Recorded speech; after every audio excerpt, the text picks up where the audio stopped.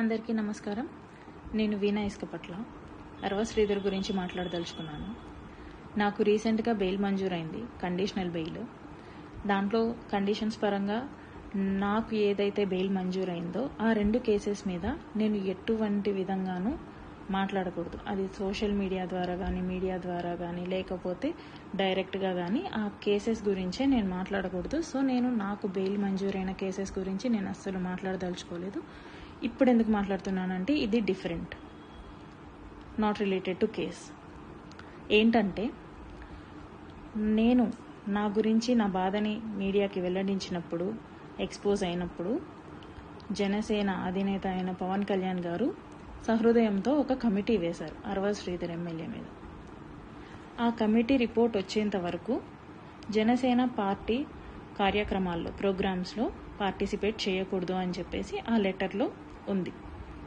అలాగే కమిటీ వాళ్ళు వచ్చి 2 నెలలు అవుతుంది, 1.5 నెల అవుతుంది. ఎటువంటి రిపోర్ట్ లేదు.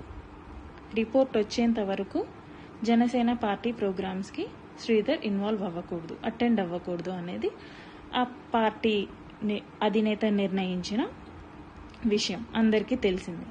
కాకపోతే ఈరోజు 20వ తారీఖు మార్చిన జనసేన ఎమ్మెల్యే అరవ శ్రీధర్ పార్టీ కండువాని ధరించి ప్రోగ్రామ్కి అటెండ్ అవ్వడం జరిగింది.